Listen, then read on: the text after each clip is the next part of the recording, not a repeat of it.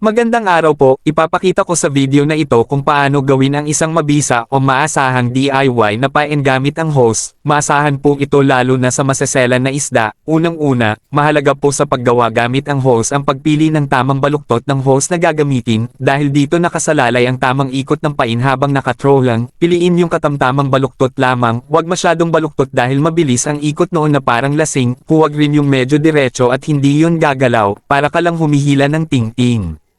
Putulin ng patulis ang dulo, habaan mo yung tulis dahil dito ilalagay ang kawil, putulin mo sa katamtamang sukat, dito ang sukat ko 2.5 pulgada, maglagay ng hose ng lollipop, balutin ito ng pakantab na siyang magsisilbing ulo, kumuha ng tig-iisang piraso ng pakantab o katomi, kulay green at silver na magsisilbing kaliskis.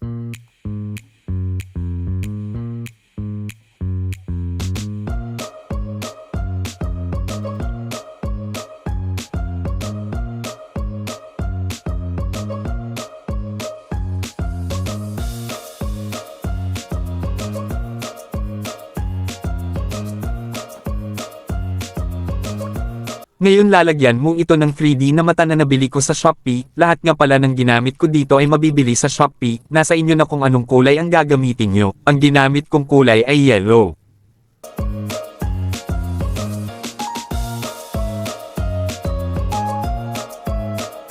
Lagyan natin ng pandikit na UV resin, at patigasin sa pamamagitan ng UV ray flashlight.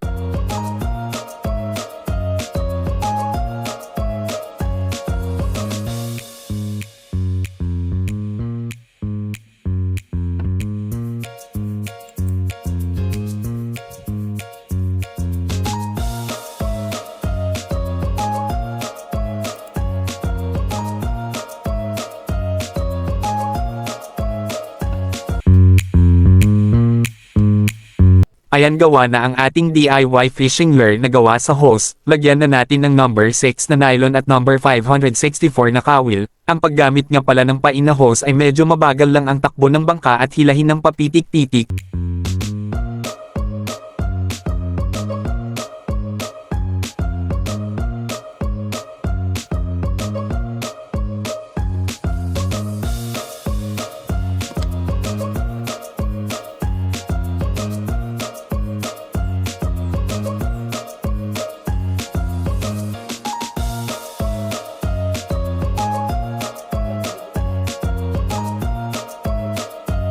Tara, tingnan natin ang ikot niya.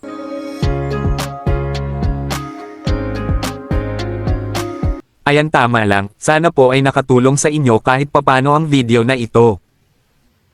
Isa rin po akong mangingisda at sana pa-like naman, marami pong salamat.